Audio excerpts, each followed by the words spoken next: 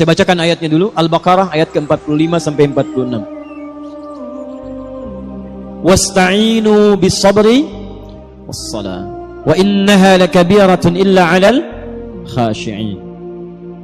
Dan jika Anda punya persoalan, jika Anda punya permintaan, maka mintakanlah pertolongannya kepada Allah. Sabar dengan sabar. Jadi kalau sedang punya masalah, kata Allah, jangan mengeluh. Awas, hati-hati.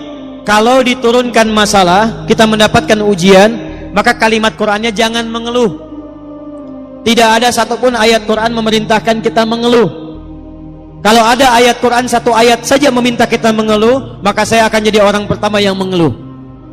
Kata Qur'an, kalau Anda sedang punya masalah, sabar.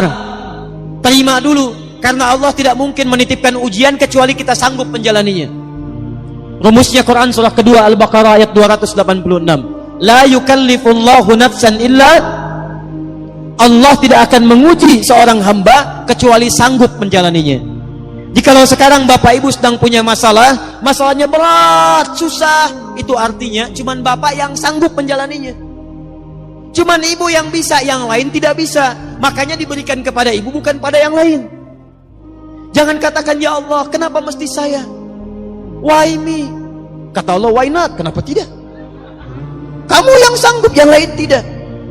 Tapi yang menarik, perhatikan, wassalah, lalu tunaikan salat. Bangun hubungan baik dengan Allah Subhanahu wa taala. Wa innaha lakabiratun illa 'alal khashiin. Dan sungguh salat itu tidak mudah dikerjakan kecuali bagi orang khusyuk. Yang paling menarik, setelah dia selesai salat, buka Quran surah keempat ayat 103. Perhatikan kalimatnya. Fa idza qadaitumus salata, maka jika orang telah selesai mengerjakan salat. Apa ciri salatnya berhasil? Bukan sekedar dia menunaikan salam. Lihat sini. Assalamualaikum warahmatullah. Assalamualaikum warahmatullah. Kata Quran, tidak cukup salamnya disebut sebagai salat yang berhasil. Ciri orang yang berhasil salatnya, teruskan ayatnya.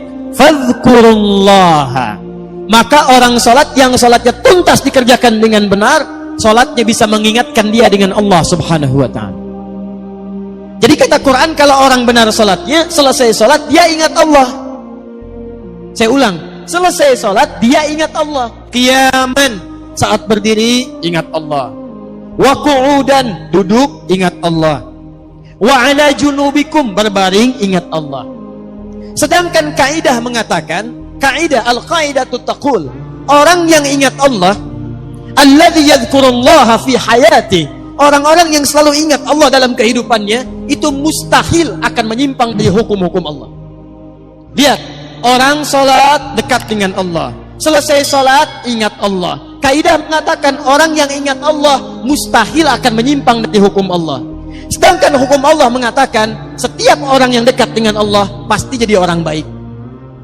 Lihat sini, orang yang dekat dengan Allah, karena Allah sifatnya baik, hukumnya baik, maka orang-orang yang ingat Allah pasti mustahil akan tidak memiliki nilai-nilai kebaikan. Makanya Quran langsung menyebutkan, orang yang ingat Allah, maka matanya hanya akan dipakai pada yang baik-baik. Orang yang ingat Allah, telinganya akan mendengar yang baik-baik. Orang yang ingat Allah, tangannya akan memegang yang baik-baik. Bagaimana cara mengingat Allah? Salat. Karena itu orang yang selesai salat mustahil berbuat maksiat.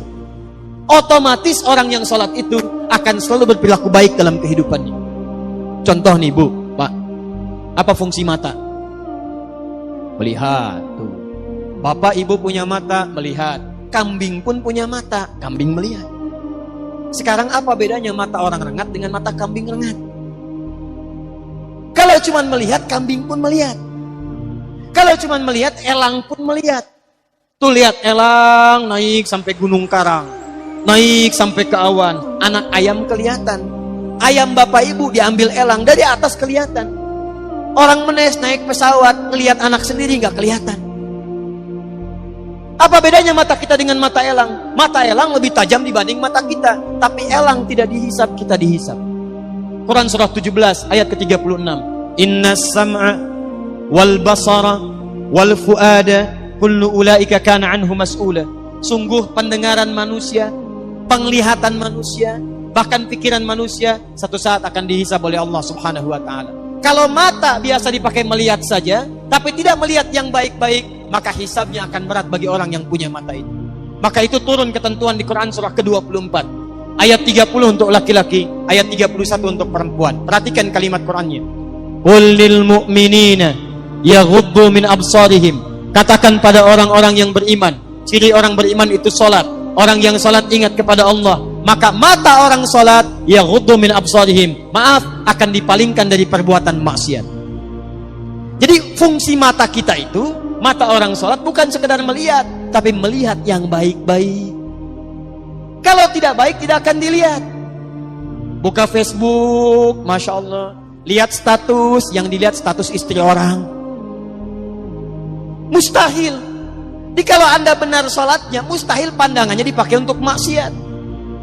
Keluar dari masjid, Masya Allah, masih ada yang tertukar sandal. Kalau benar sholatnya, mustahil ada yang kehilangan sandal. Di sini ada yang begitu? Tidak, Alhamdulillah, tidak beda ya. Tangan orang sholat mustahil maksiat. Datang ke kantor, ditawari disobok, gak akan diterima. Pak, tolong Pak, tanda tangan Pak, 10 juta. Maaf, ini jari tahiyat, tidak akan pernah dipakai maksiat. Sholat. Naik Pak, 100 juta. Sebentar, istikharah dulu ya. Bisa. Jadi kalau benar sholatnya, pasti akan baik kehidupannya. Lisannya tidak akan dipakai mencela. Turun Quran surah 49 ayat ke-11. Ya ayyuhalladzina amanu, iman.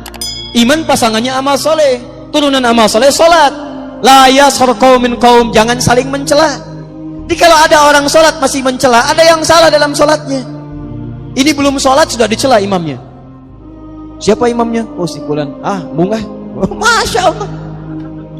Ah, itu. Ada orang sekarang suka mencela? Ada yang suka bertengkar? Ada. Kalau orang itu sholat, berarti ada yang salah dalam sholatnya. Ini mau sholat subuh, sibuk, ribut. Yang satu kunut, yang satu tidak. Gara-gara kunut saling mencela. Akhirnya ujung-ujungnya nggak pada sholat.